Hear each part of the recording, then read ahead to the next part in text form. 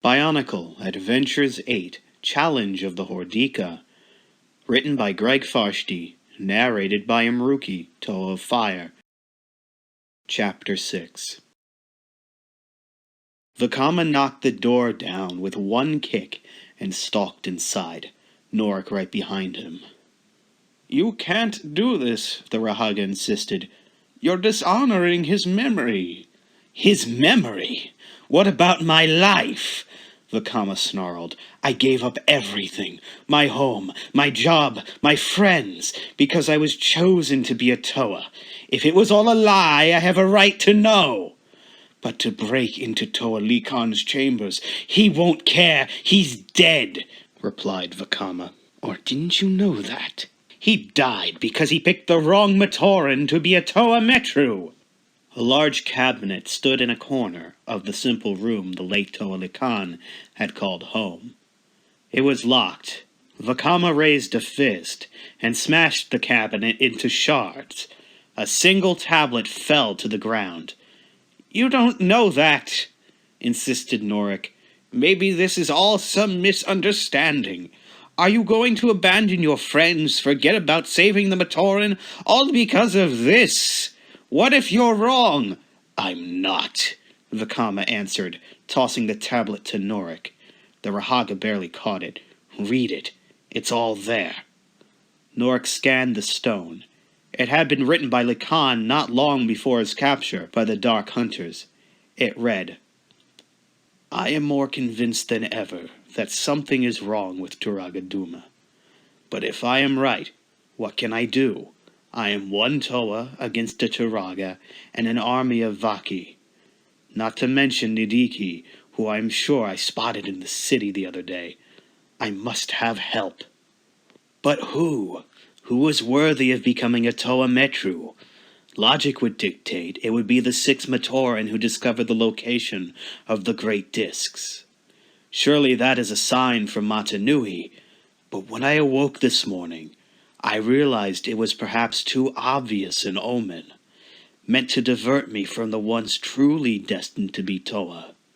Vakama, Anawa, Whenua, Nuju, Nokama, Matau.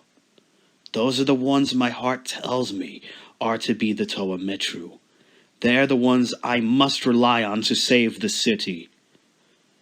Norik put down the tablet and looked at Vakama. "This proves nothing, other than that he had a change of mind." "It proves he knew," replied the Toa Hordika. "He knew who the correct Matoran were, and something or someone changed his mind and made him choose us. I am going to find out." Norik ran out of the room before Vakama could finish. The Toa followed him. Outside, the Rahaga pointed at the webs overhead. Hundreds of Vizorak spiders were traveling across the thin strands, all going in the same direction. "They are on the move," said Norik, "and heading for Limetru. You know what that means?" Vakama nodded. "It means Matau should have stuck to Usul riding." "I could use some help here." Nuju opened his eyes. Through the nimbus of electricity, he could see koalas hanging by one arm from the bottom of the chute, while he frantically beat back Vizorak with his staff. But there were too many, and the Rahaga was obviously tiring. It was only a matter of time before he fell, or worse. The Toa Hordika reached out, only to be jolted by the electrical field that surrounded him. As long as it was in place, there was no way he could aid koalas. When the Sukarak were done with the Rahaga, they would come for him. "No! I have the power of a beast now," he reminded himself. "I have the mind of a Toa to let me channel that power. I will make it through this barrier." Nuju lunged forward, hurling himself through the field. It felt like 1,000 white-hot needles being jammed into his body. He screamed as the voltage slammed into him again and again. The Hordika side of him panicked and wanted to retreat, but it was his intelligence that dominated. Inch by agonizing inch, he forced himself through the field.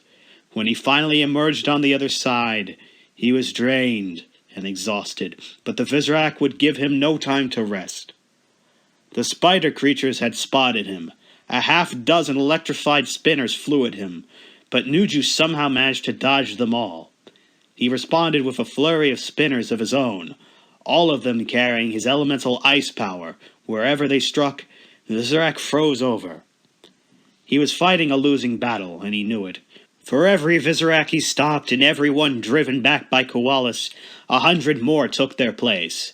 It was going to take a miracle to survive this, and all he was getting was Koalas whistling and clicking, and then whistling some more. "What are you doing?" Nuju snapped, using his tools to fend off a Vizorak. "This isn't the time to show off how you talk to Rahi." "Can you think of a better time?" Koalas asked, smiling. The expression looked bizarre on a face that so closely resembled a monstrous Rakshi. "I am just inviting some friends." Tiny shrieks echoed then through the halls of the Knowledge Tower. Even recognizing what they had to mean, Nuju could not believe it. He shot a glance down the corridor, and there they came. Hundreds, thousands of ice bats. They poured into the chamber from every opening, hurling themselves at the Vizorak, striking and then flying away. So thick were their numbers that the Toa Hordika could not even see his enemies anymore. He turned and almost bumped into Koalas, who was now standing beside him. "They will keep the Vizorak busy and then retreat," said the Rahaga. "Something we should do as well." "We need the chutes," said Nuju, still stunned by the chaos all around him. He had seen small groups of ice bats before, but never this many at once.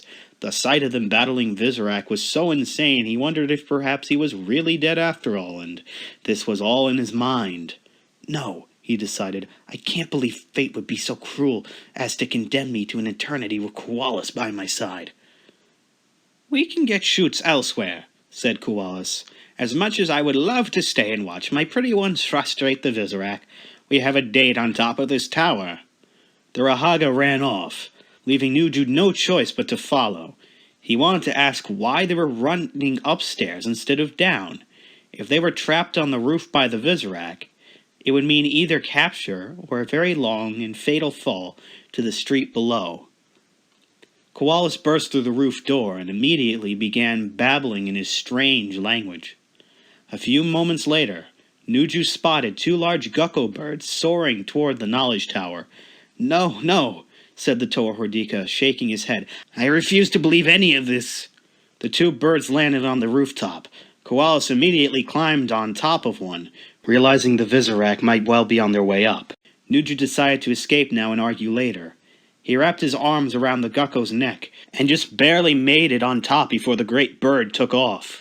"You haven't lived until you've flown one of these," said Koalas, happily. Nuju glanced down at Kometru far below. "You haven't died either." The Rahaga laughed. "You see, Nuju, there is something to be said for speaking to Rahi, and not just at them. If the Onumatoran had learned that, they might have had less trouble in the archives." "I'll be sure to tell Whenua if I ever see him again," said Nuju. "Now the next question is, which way should we go, other than away from here?" The Toa Hordika looked to the southeast. Hundreds of Vizorak were crossing the webs, moving inexorably toward Metru. "That way," he said, pointing toward Matau's home, Metru. "Let's hope we're in time." Whenua ducked as the Kagarak spinner flew past and struck a display case. A moment later, the case and its contents were swallowed by the darkness. The second giant spider was approaching from behind, trapping Toa Hordika and Rahaga between the two. Bomunga looked from one to the other, calculating whether he could get 2 spinners off before they attacked. One of the Kagarak launched again. Whenua shoved Bomunga out of the way as the wheel of energy flew at him.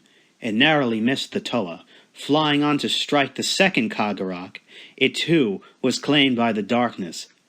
"I found our exit," said Whenua. "Let's use it." Bomunga shook his head. "More that way. Launch a Rotuka and catch it between your tools." The command seemed strange to Whenua, but he did what he was told. As the spinner flew from his launcher, he caught the energy between his 2 Hordika tools. Instantly, he felt something like an electric shock go through his body. "Whoa, what's happening?" Charging the spinner, said the Rahaga, makes it more powerful. Now let it go! With an effort, Whenua disengaged his tools from the spinner. The energy flew downward and struck the floor, its earth power unleashed. The spinner ripped open a massive chasm, sending Toa, Rahaga, and Kagarak tumbling down. You were supposed to aim it! Shouted Bomunga. Whenua grabbed onto the Rahaga's hand. Hold on! There's water below and I think... The Toa Hordika didn't finish his sentence, at least not in the world he knew. The Kagarak managed to get off a spinner even as it fell, striking Whenua. The darkness effect encompassed both Toa and Rahaga, plunging them into shadow. We can hit it and... said Whenua. Where are we? He looked around. They were no longer falling. In fact, it felt as if they stood on solid ground. But all around was darkness. Only Bomunga was visible, and even he only dimly. Inside the dark, said the Rahaga, maybe forever. Oh no, answered Whenua, the panic of a trapped animal creeping into his voice. I won't be confined. I can't be. I need to be free to run, to climb. I need to... Help your friends, reminded Bomunga. Save the Matoran. Yes, of course. That too, said Whenua. We have to find a way out. Something brushed against the Toa Hordika. He jumped.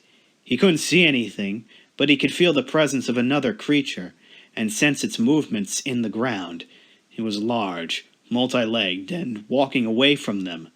The other Kagarak, he whispered. It's here. Now Bomunga could sense it too. Follow, he said. Don't let go of me, or you will never find your way out. Toa and Rahaga moved cautiously through the pitch darkness, following the sounds of the Kagarak up ahead.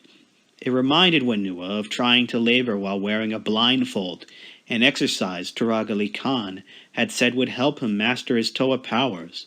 He had not been good at it, but there was much more than self-knowledge at stake now. Where are we going? Where it's going. What if it's going nowhere? Then we will have a new experience, said Bomunga. Oh, good, muttered Whenua. Martinui knows I haven't had any of those lately. Your slithering needs work, said Pooks, out of breath. He had trailed the stone snake halfway up the canyon wall. It had never turned back to look at him, but he was not so foolish as to believe he had trailed the creature undetected. More likely, it simply didn't think he was worth noticing. Once he spoke up, the serpent twisted its body and hissed at him. Pooks simply shrugged. Now, where I come from, the snakes know how to slither. Used to drive Nora crazy trying to catch them. You could learn something from them. The stone snake shot forward and wrapped its coils around the Rahaga. Pooks made no effort to resist or escape. Instead, he looked almost bored. You could learn something from me, too. Of course, you won't, not if you crush me to death. But go ahead if you want to. Maybe Hordika will even pat you on the head if you're good. The stone snake's face suddenly twisted into an expression of rage. It kept on twisting, along with its body, until the serpent was gone, replaced by a perfect replica of Hordika. Pooks looked the image of the Visorak Viceroy up and down, saying, Your power is amazing, even if I don't think much of your taste in subjects.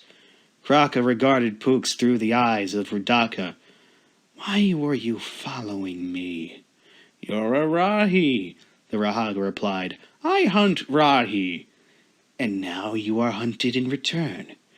We all are, said Pooks. Anything that stands in Hordika's way will end up in a cocoon, you and I included. Unless you made a deal with her? Is that why you were sneaking around that cavern? I am the last of my kind, Kraka replied. I do what I must to survive. Pooks snorted. You're the last of your kind here, Rahi. But here is not the end of the universe. Kraka grabbed Pooks and lifted him into the air. Speak! Tell me where the rest of my kind can be found, or I will show you pain beyond even what Hordika could inflict. No need for that, Pook said. No need. I knew where others like you once lived. It was a green and peaceful place until the Visorak came. Oh, your brothers held out the longest, but they too fell in time. The last I saw, they were trapped in a webbed tomb, just like the Rahi of Metronui have been. Kraka tossed him aside. Pook struck hard against a rock and lay still. Hordika promised me freedom in return for my service. The Rahi said, I am not ready to challenge her again. I must follow her orders until I am ready, but... That's right. Do what she says, Kraka. The Rahi whirled to see Whenua standing on a ledge. The Toa Hordika smiled. The expression was a gruesome one on his bestial face. Be a pawn. Be a tool. Be another soldier in Hordika's army who always follows orders, no matter what. The last time we met, I thought you were a creature of pride and intelligence, but I guess you're just another dumb beast. Kraka's mind flashed back to her first encounter with Whenua and his fellow Toa. They had invaded her home beneath the archives, or so she had believed. Her efforts to oppose them met with failure, but she had vowed to return and challenge them another day. Now, the Toa had fallen to someone else, but she felt no joy. Instead, she realized that a being powerful enough to mutate a Toa Metru could do infinitely worse to her and every other Rahi in the city. The shapeshifter transformed into a squat, slime-caked creature with wicked blades for hands, something that made even a Hordika look good. I have no love for Toa, she hissed, less for those pathetic Mator and you insist on protecting. This city should belong to me and my Rahi brothers, but I cannot rule a ruin. And that is all Hordika and her kind will leave behind. Kraka's new form stretched itself to twice its height, a truly gruesome sight. Whenua never blinked or turned away. So you have a plan? Said Kraka. The Toa Hordika glanced up. Visorak of all types were creeping across the webs, heading for Limetru. No, but I think they do. Kraka watched the spiders marching towards another conquest. From what she had heard during her time posing as one of them, she could guess where they were going. The Toa had little time left. Come, she said. We have much to talk about, you and I, and a friend to pick up along the way. Whenua revived Pooks, and together Toa, Rahaga, and Rahi moved off into the rocky passes of Prometru. Their attention was fixed on the small army of spiders ahead of them, so none noticed the Visorak Roparak appear as if by magic where they had been standing. Its color shifted from the sandy shade of the rocks back to its normal dark brown. There were times, it reflected, that being able to match perfectly any background and stand completely still for hours was a most useful talent indeed. Effortlessly, it scaled a nearby web, but it did not follow the other Visorak. Instead, it veered southeast, heading for the Colosseum and Hordika, with a most interesting tale to tell. End of Chapter 6.